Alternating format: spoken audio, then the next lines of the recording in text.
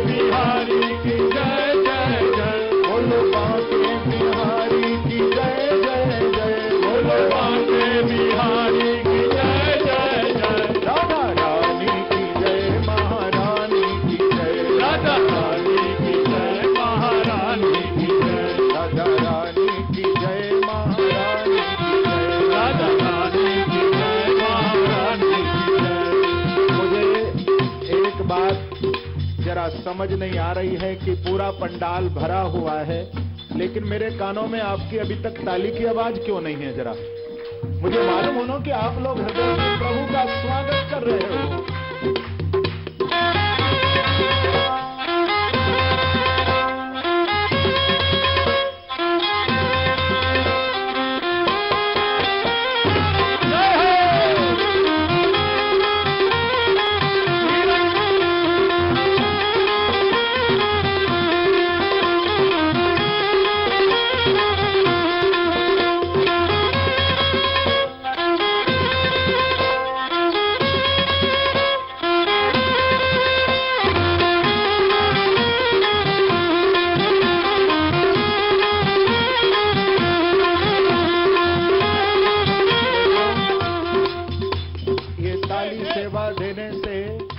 कीर्तन में आपको सबसे पहले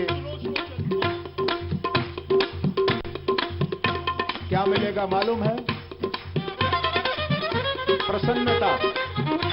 प्रभु नाम हमें क्या देता है? खुशी। और दूसरा, ताली सेवा देने से भगवान के नाम में हमको संपन्नता भी प्राप्त होती है, प्रसन्नता भी और संपन्नता भी। यदि दोनों चाहिए तो प्रभु नाम गाते समय हमें ताली सेवा अवश्य देना चाहिए। इसलिए दोनों हाथ उठा करके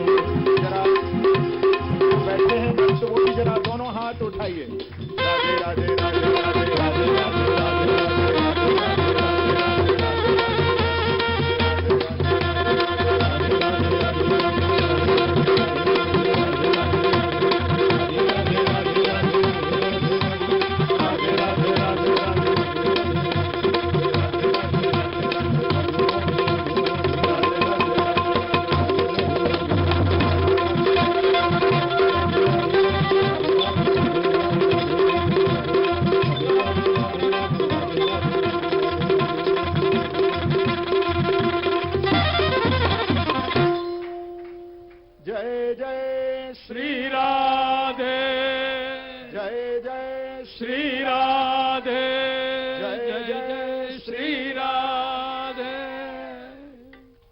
बांके बिहारी प्यारो, मेरी आँखन को तारो, मेरो बांके बिहारी प्यारो, मेरी आँखन को तारो। नंद यशोदा को बारो, राधा के मन को प्यारो। नंद यशोदा को बारो, राधा के मन को मेरो बांके बिहारी प्यारो, मेरी आँखन को। बोलो श्री बांके बिहारी लाल, जय जय श्री राधे।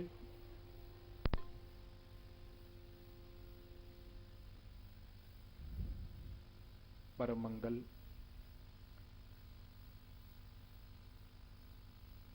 समुपस्थित सभी भक्त वृंद, श्रोत्र वृंद एवं विभिन्न विभिन्न क्षेत्रों के विशिष्ट महानुभाव और अध्यात्म चैनल के माध्यम से जो देश और विदेश में इस कथा का श्रवण लाभ ले रहे हैं लाइव, वे भी सभी भक्त।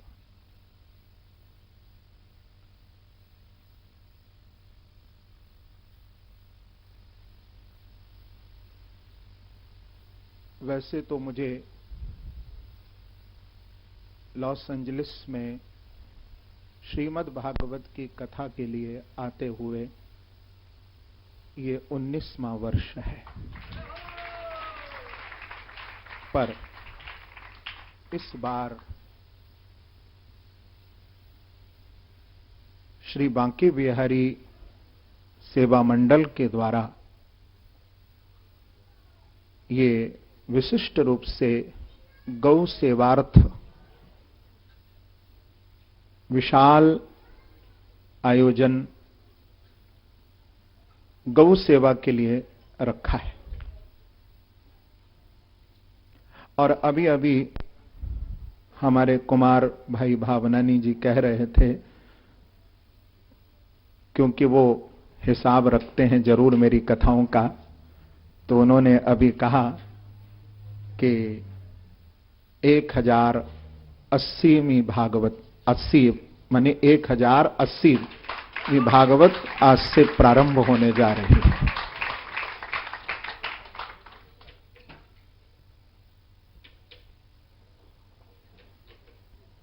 मैं महात्म्य में प्रवेश करूं भागवत के, उससे पूर्व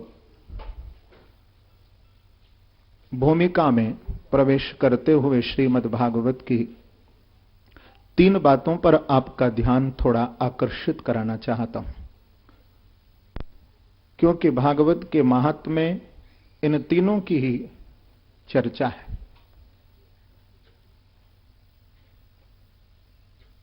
गौ, गोपाल और गोलोक।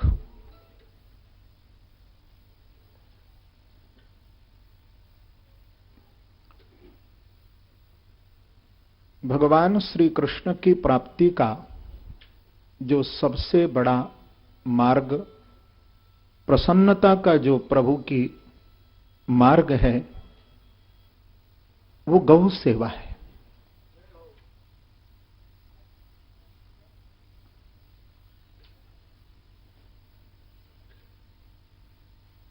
भगवान का नाम जो गोपाल है, ये गोपाल नाम जो गौओं का पालन करने वाले। वैसे गौ शब्द के अनेक शब्दार्थ हैं,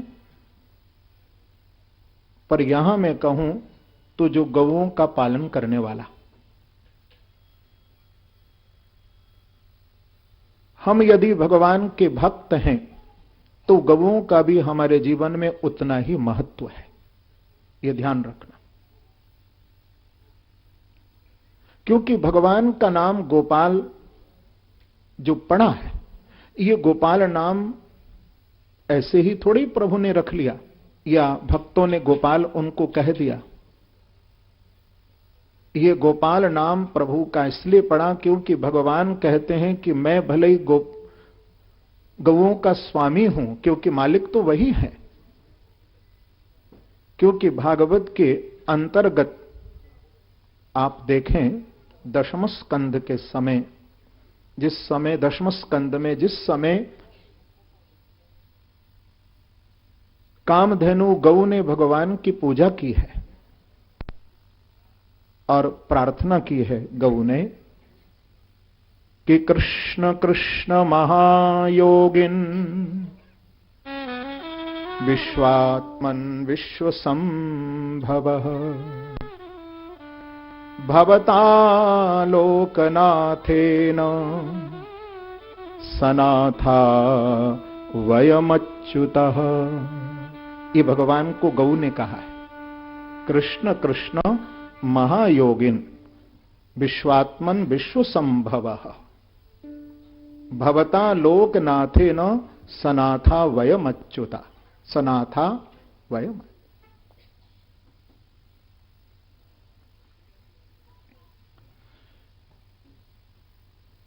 हे कृष्ण, आप विश्व संभव हैं, आप स्वयं विश्व हैं, विश्व की आत्मा है कृष्ण। लेकिन आज आपका दर्शन करके गौ कहती है कि मैं अब तक अनाथ थी, मेरा कोई नहीं था, लेकिन सनाथा वयम अच्युता। गौ कहती है कि आज प्रभु आपका दर्शन करके मुझे लगता है हे गोपाल कि मेरा भी कोई है। सनाथा वयम अच्युता, अब मैं अनाथ नहीं हूं। गौएं कहती हैं कि हम भी सनाथ हो गई हैं। सनाथा वयम अच्युता।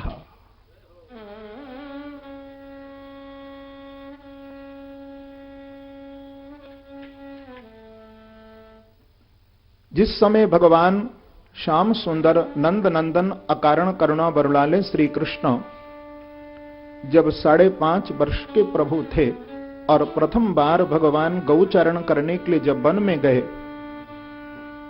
ततश्च पौगंडवे श्रितौ व्रजे बभूव तुस्तौ पशुपाल सम्मतौ गाश्चारयन्तौ सखिभिः समं पदैर वृंदावनम पुण्यमतीव चक्रतु।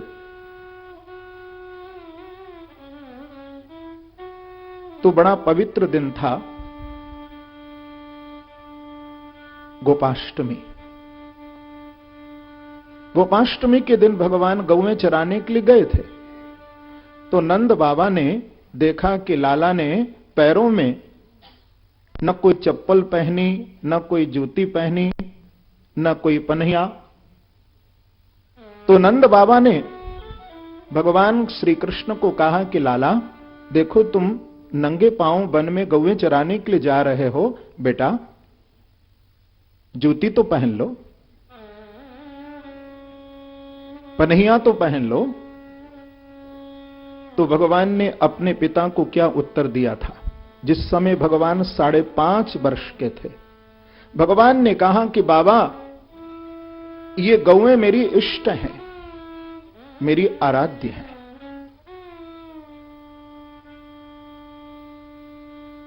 मैं गौओं का सेवक हूं।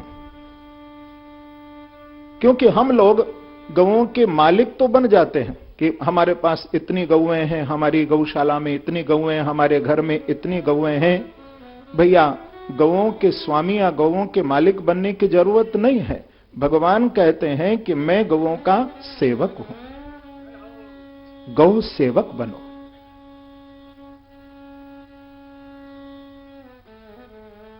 तो भगवान ने कहा कि गौएं मेरी आराध्य हैं, मेरी इष्ट हैं, मैं इनका सेवक हूं। बाबा यदि आप मेरी गऊओं के लिए पन्हियां बनवा दो तो आपको कन्हैया भी पन्हियां पहन लेगो, तो आपको लाला भी जूती पहन लेगो।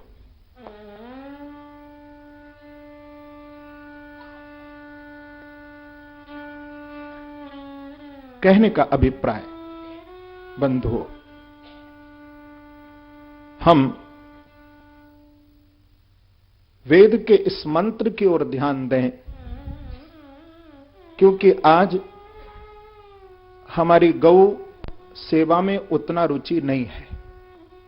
गोपाल में है, अच्छी बात है, गोपाल तो हमारे जीवन के प्रधान हैं, लेकिन भगवान कहते हैं कि गवाम मध्य वसाम्य हम, कहीं मैं मिलूं या ना मिलूं, लेकिन जहां पर मेरी गौओं का रहने का निवास है, भगवान कहते हैं कि वहां पर मुझ गोपाल का आपको दर्शन अवश्य होगा, वहां मैं अवश्य मिलूंगा। लेकिन आज हमारा यह दुर्भाग्य है,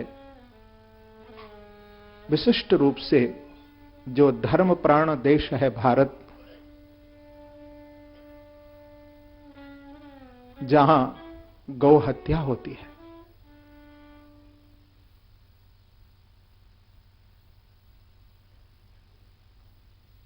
मुझे एक स्मरण हुआ, एक प्रसंग। मैंने ये गीता प्रेस की उस बुक में ये प्रसंग पढ़ा था कि जिस समय शिवाजी की आयु थी लगभग 9 वर्ष की, तो एक दिन शिवाजी बीजापुर में अपने पिता के साथ बादशाह से मिलने के लिए जा रहे थे। ये शिवाजी के जीवन का प्रसंग है।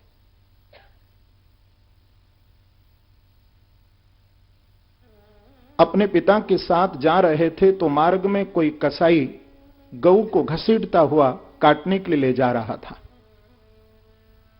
वहां हिंदू भी बैठे थे, अपनी अपनी दुकानों पर मार्ग से वो कसाई घसीटता हुआ गऊ को ले जा रहा था। सबने नीचे सिर कर लिया, लेकिन 9 वर्ष के शिवाजी एकदम आवेश में आ गए कि ये दुष्ट गऊ की हत्या करने के लिए गऊ को ले जा रहा है। झट तलवार निकाली अपनी म्यान से शिवाजी ने, और सबसे पहले उस गऊ की रस्सी को काटा जो खींचता हुआ ले जा रहा था। गऊ को छुड़ाया और फिर पलक झपकते ही उस कसाई की गर्दन पर तलवार मारी और समाप्त कर दिया। यह शौर्य है।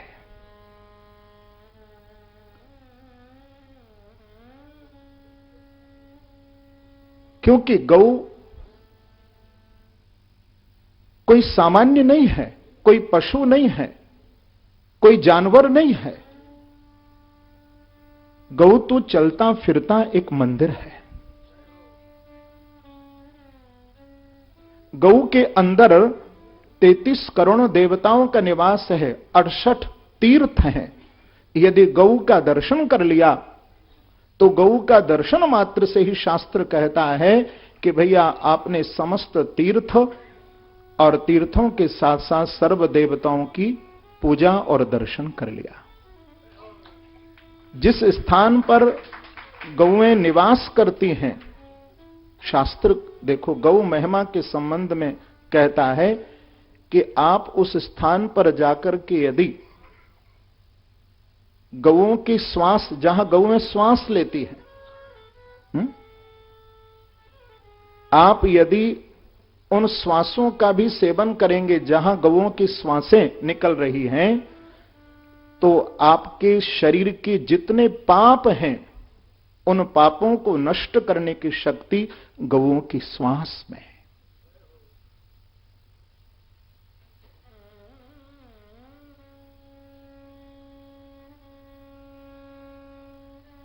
क्योंकि हम भगवान गोपाल को भी प्रसन्न करना चाहते हैं, उसके साथ हम ये भी चाहते हैं कि जब संसार से जाएं तो हमको भी प्रभु का परम धाम मिले।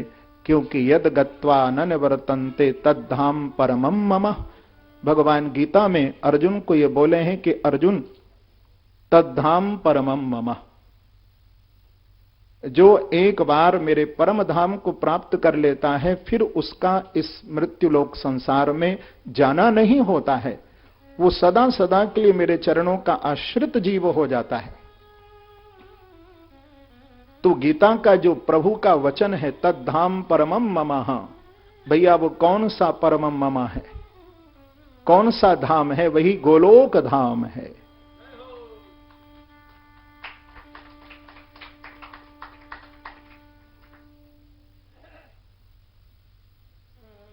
आपने तो रसखान जी का नाम सुना ना? ये रसखान जी महाप्रभु वल्लभाचार्य जी के जो पुत्र हैं विठल नाथ जी, उनके शिष्य थे।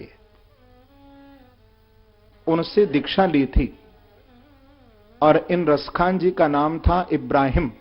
प्रेम से कहो श्री राधे। ये रसखान तो इनका उपनाम रखा था, इनका नाम इब्राहिम। ये मुस्लिम थे।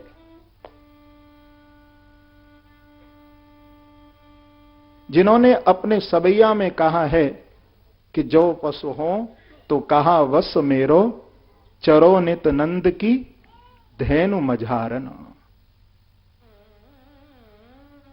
रसखान ने भगवान श्री कृष्ण के श्री चरणों में यह प्रार्थना की कि प्रभु यदि आप संसार में मुझे जन्म दें, यदि मानव योनि में जन्म मिले तो मुझे ब्रज में इन ब्रजवासियों के बीच में जन्म मिले, ब्रज गोपों के बीच में जन्म मिले, और यदि आप मुझे पशु भी बनाओ तो रसखान जैसा भक्त भगवान को कहता है कि मुझे नंद बाबा की गऊ बनाना। प्रेम से कहो श्री राधे।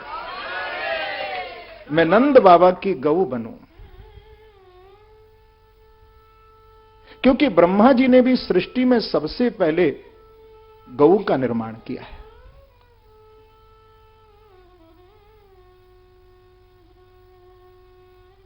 श्रीमद् भागवत के आप अंतर्गत दर्शन करें कि गोकर्णेन स गोपालो गोलोकम गोपवल्लभम।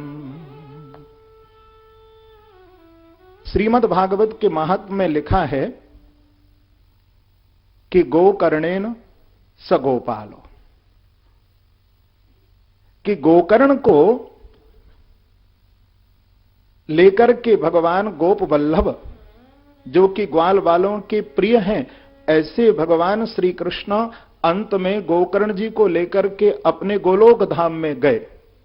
ये तो कथा है, आप सुनेंगे महात्मा, लेकिन ये कथा हमको संकेत कर रही है कि गोकर्णेन स गोपालो। ध्यान देना मेरी बात की ओर, बड़ी महत्वपूर्ण बात है, क्योंकि आप लोग श्रीमद् भागवत की कथा का श्रवण करने के लिए बैठे हो, तो मैं निवेदन करूंगा कि गोकर्णेन, यदि तुम चाहते हो कि भाई हमको भी गोपाल और गोलोक मिले,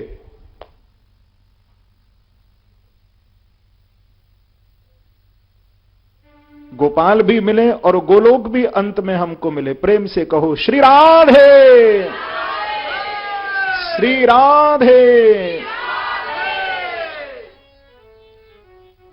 तो गोपाल भी मिले और गोलोक भी मिले,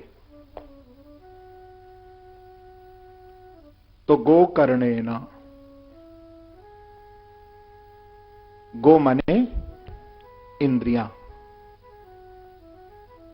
कर्ण रूपी इंद्रिय से जब आप गोपाल की कथा को भी श्रवण करोगे, क्योंकि जिसमें गौ की महिमा भी है, उस गौ की महिमा को और गोपाल की महिमा को इन कर्ण रूपी इंद्रियों से जब आप श्रवण करोगे, तो गोलोकम गोप वल्लभम, भगवान गोप वल्लभ श्री कृष्ण आपको उस परम गोलोक धाम को प्रदान कर देंगे।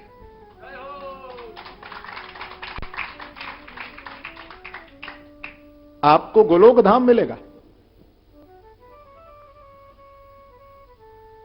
लेकिन आज लोग, क्योंकि मैं कहा करता हूं, देखो कुछ, वैसे में ये कथा के मध्य में जहां जहां भागवत में गौओं की महिमा का वर्णन है, वहां वहां मैं आपको गौओं की महिमा भी बताऊंगा। लेकिन मेरा एक निवेदन है, क्योंकि बहुत से लोग ये मेरे से पूछते हैं कि महाराज हमारे द्वारा किस प्रकार से गौ रक्षा का कार्य हो सकता है, क्योंकि व्यक्ति व्यक्ति के अंदर जब ये चेतना हो तो निश्चित इस कार्य में हम सफल हो सकते हैं। देखो, सबसे पहले तो हम, अब वैसे आप लोग तो यहां पाश्चात्य इस देश में हो, लेकिन हम जितना गौओं का पालन कर सकें, माने गौएं रख सकें, ज्यादा से ज्यादा गौ रखी जाए। क्योंकि इस कथा को भारत में भी श्रवण कर रहे हैं भक्त लोग, और यहां भी आप बैठे हो। मैं कुछ सूत्र दे रहा हूं जो भागवत से ही निकालकर। दूसरा, यदि हम घर में गौ नहीं रख सकते, व्यवस्था न हो, तो कम से कम हमारे आसपास कहीं गौशाला हो, तो हम गौग्रास निकालें। क्या निकालें? गौग्रास।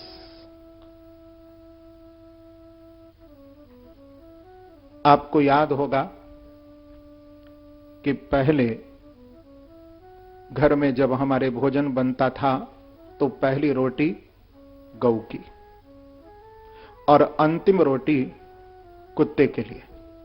लेकिन किसी ने मुझे कहा कि महाराज एक बात मैं भी यहां जोड़ दूं। मैंने कहा भैया कहो, क्या कहना चाहते हो?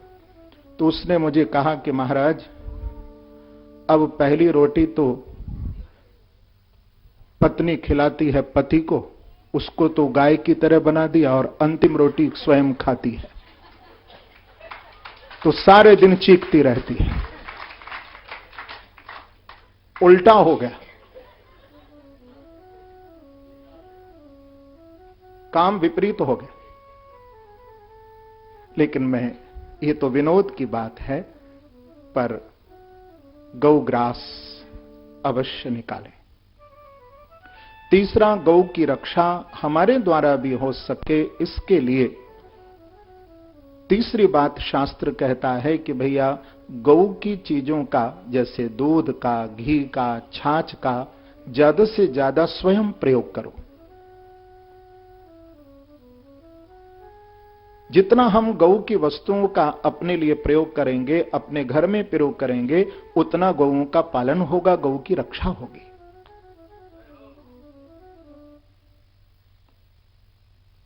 मैं थोड़ा भूमिका में गया था, लेकिन वास्तव में जहां जहां श्रीमद् भागवत में गौओं की चर्चा होगी, मैं आपको वहां विशिष्ट कुछ न कुछ जो शास्त्रोक्त बात है गौ सेवा की, वो मैं आपको अवश्य बताऊंगा। कि सच्चिदानंद रूपाय विश्वोत्पत्त्यादि हेतवे तापत्रय विनाशाय श्री कृष्णाय वयं नुमः।